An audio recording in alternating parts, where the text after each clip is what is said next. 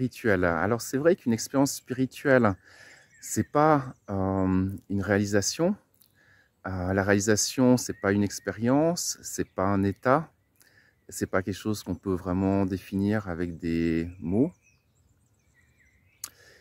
Mais les expériences spirituelles intenses sont intéressantes dans le sens qu'elles pointent clairement vers la réalisation ultime, la réalisation de la nature du divin. J'essaie de trouver des mots. Donc, au niveau des expériences, ce que je me souviens, c'est que quand j'étais enfant, il me paraissait évident qu'il y avait quelque chose en plus que les simples apparences. C'est-à-dire que quand je voyais une maison, un arbre, n'importe quoi, hein, un jour ensoleillé, un jour de pluie, enfin bref, je voyais bien qu'il y avait quelque chose en plus que l'arbre, en plus que la maison, en plus que la pluie. Je voyais bien qu'il y avait une sorte de présence. Enfin, à l'époque, je pense que je ne l'aurais pas appelé présence, mais qu'il y avait quelque chose juste qui m'échappait complètement, mais qui en même temps m'attirait énormément. Je sentais que dans tous les trucs que je voyais, chez les êtres vivants, chez les êtres non vivants, etc., il y avait quelque chose de très très mystérieux, de très intense, mais c'était tellement subtil ce truc que je pouvais même pas dire s'il existait ou n'existait pas, en fait. Du coup, j'en parlais pas. Quand j'étais enfant, je parlais pas de ça à personne parce que je pressentais que ça allait peut-être pas passer, que je risquais en quelque sorte d'être exclu du concept d'être humain normal. Et donc voilà, j'ai gardé ça à l'intérieur. Mais je me souviens, voilà, qu'une fois, par exemple, je devais avoir 18 ans, quelque chose comme ça. J'étais en montagne. Il y avait un paysage fantastique. J'étais dans les Alpes suisses, à environ, je sais pas, 3000 mètres. Un paysage grandiose. L'impression d'être complètement sorti du monde, d'être complètement sorti de la civilisation, du monde conditionné, etc. Je me souviens que là, il y a eu un truc qui a émergé en moi. Et tout d'un coup, j'ai vu une sorte de beauté, mais indescriptible, quoi. Cette beauté, elle était dans tout. Dans toutes les montagnes, dans tous les cailloux, dans la neige, dans tout ce que je voyais. Et puis, ce qui m'a peut-être le plus stupéfait à ce moment-là, c'est que cette beauté incroyable, intense, extrêmement vivante, présente, elle était même dans l'espace entre les objets, dans l'espace entre moi et la grande montagne qui était de l'autre côté de la vallée. Tout cet espace était rempli de beauté, alors que bon, bah, de l'espace, d'une certaine manière, c'est rien, c'est-à-dire que c'est pas quelque chose qu'on peut voir, on peut le déduire, disons, mais on peut pas voir directement l'espace. C'est notre cerveau qui peut déduire que l'espace est là. Et donc, du coup, de voir cette beauté intense dans l'espace, je me suis dit, waouh, mais qu'est-ce qui se passe, quoi? Ça a duré, je sais pas, 10 minutes, un quart d'heure, 20 minutes à peu près. Mais voilà, c'était quelque chose qui m'est arrivé il y a plus de 25 ans, puis je m'en souviens encore très très bien. Après, il y avait aussi une autre fois où j'étais seul, aussi à haute altitude. Là, cette fois-ci, c'était en automne. Je longeais la moraine d'un grand glacier. Seul, j'avais pas de téléphone, c'était il y a longtemps. Et le chemin était quand même dangereux. D'ailleurs, si je me souviens bien, il était interdit. J'étais arrivé à une cabane et puis après cette cabane, c'était marqué voilà chemin trop dangereux, barré, interdit. Mais l'ambiance était chouette. Il y avait une belle ambiance. J'étais vraiment tout seul. Hein. Ça devait être au mois d'octobre, quelque chose comme ça. Je sais pas, 2004, 2500 mètres d'altitude. La neige devait pas être très très loin de là où j'étais.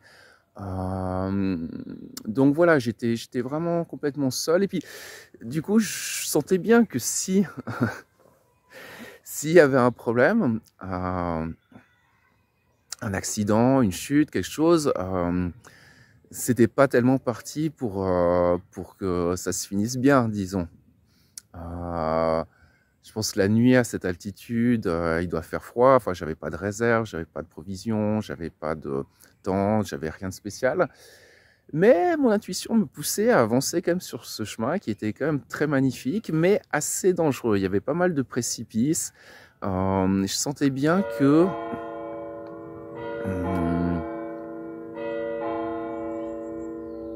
qu'il fallait pas que je tombe à cet endroit-là. Et puis, paradoxalement, à un moment donné, il y a un truc qui s'est ouvert en moi et j'ai vu que si je tombais, c'était pas du tout un problème. J'ai vu que si je dégringolais là le long de cette moraine et puis que je finissais 100 ou 150 mètres plus bas dans un bain de sang, c'était pas du tout un problème. En fait, à ce moment-là, je visualisais comment dire, cette situation comme une sorte d'union parfaite entre le yin et le yang. J'étais plus du tout identifié à mon corps, aux limitations de mon corps, aux fragilités de mon corps. Et du coup, je me disais, oui, mais si je tombe et puis que je meurs, bah, il y a quelque chose de parfait parce que mon sang, il est rouge et puis là, la montagne, elle est très pierreuse, donc très grise. Donc ça va faire un beau contraste. Et puis ma chair, elle est tendre, elle est molle. Dans le corps humain, il y a pas mal d'arrondis, de parties du corps qui sont rondes. Et puis là, c'était un gros pierrier et tout, c'était très très minéral. Donc des pierres très dures, du granit, un peu coupantes, assez rugueuses, donc pas du tout comme la peau humaine.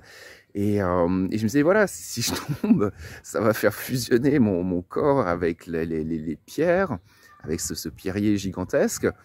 Et ça me paraissait juste parfait. Et c'était pas du tout une pensée, hein, c'était une perception directe, c'était vraiment une évidence. Je voyais de manière évidente que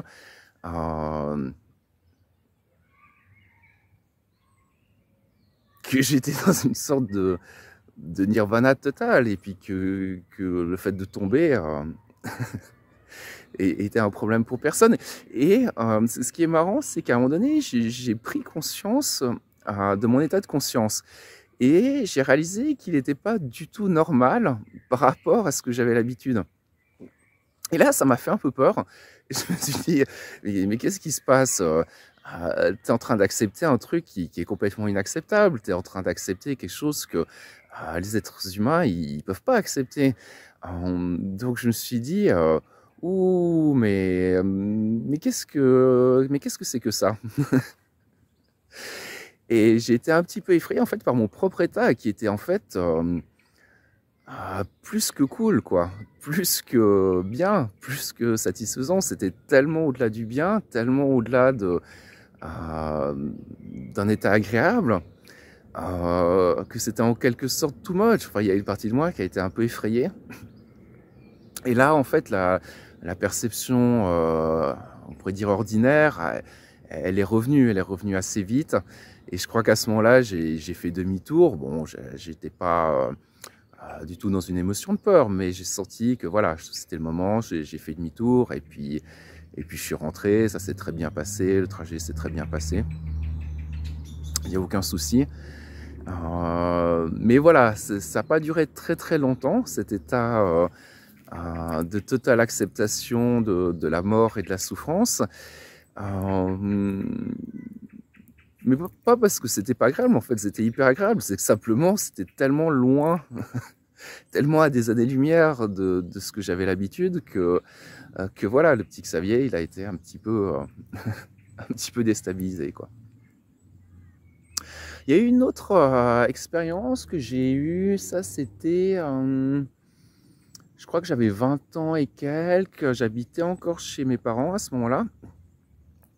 Et je me souviens que c'était l'aube, je sais plus exactement pourquoi, mais ce soir-là, je m'étais couché très tard, enfin je m'étais pas couché en fait. Et je pense que ça devait être, on devait être en été, donc ça devait être 4 h, 5 h du matin, quelque chose comme ça. Je crois que j'étais assis en tailleur sur mon lit. Et puis, depuis ma chambre, en fait, je pouvais voir le soleil qui se levait. Elle était plutôt tournée vers l'est. Et donc là, vers 4 h 30, 5 h du matin, paf, d'un seul coup, de manière instantanée, le soleil apparaît. Mais c'est vraiment apparu d'un coup, hein, en une seconde.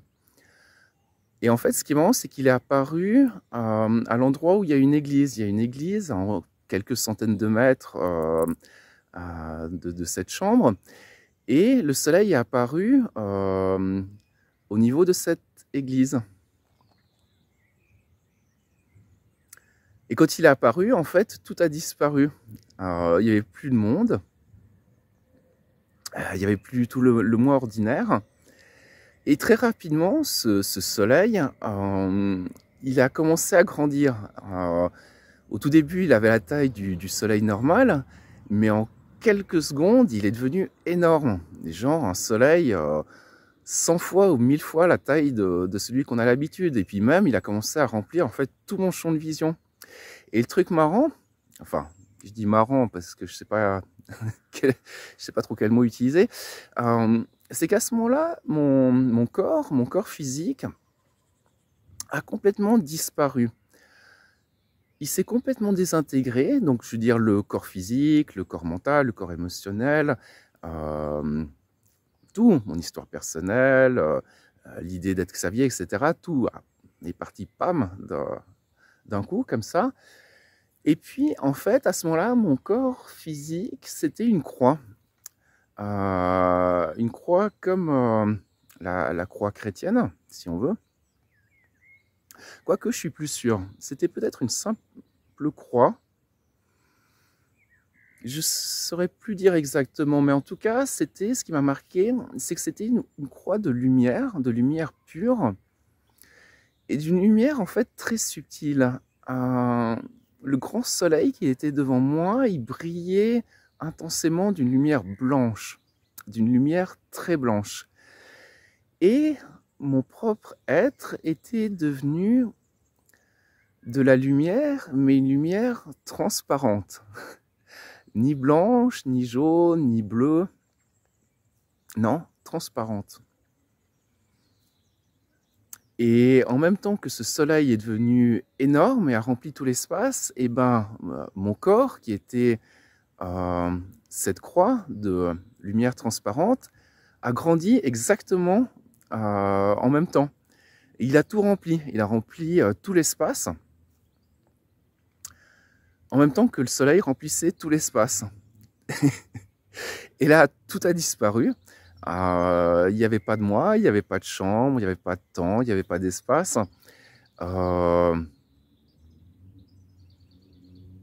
Et puis, plop, tout est revenu comme ça, instantanément. En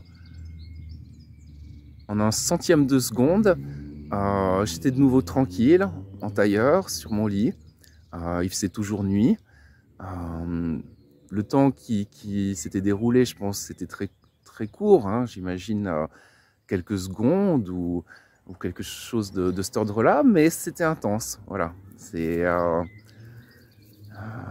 une expérience vraiment assez intense, et puis je me souviens que quelques années après, j'en ai parlé à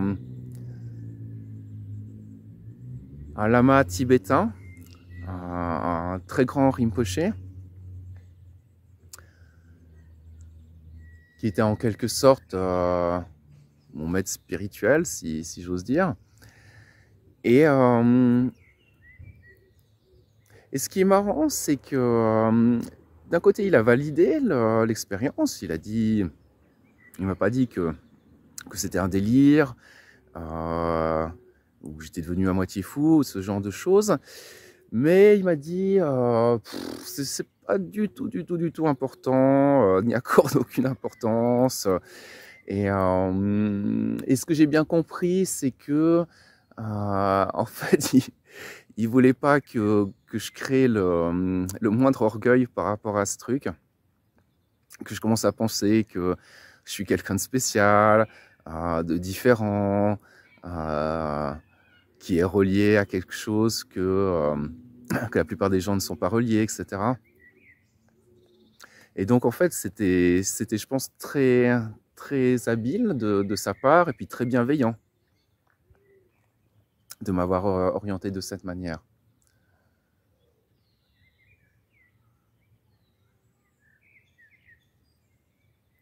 Alors là, bon, je vous ai parlé des expériences, de quelques-unes des expériences spirituelles que j'ai pu avoir, qu'il y a pu y avoir dans ma vie. Mais après, je tiens quand même à préciser que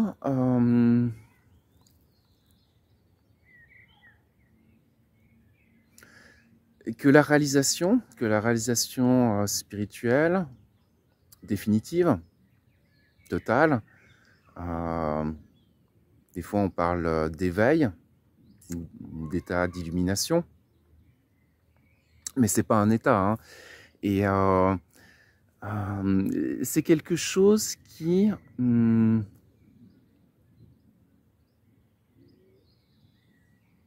transcende complètement tout ce qui est spirituel et non spirituel.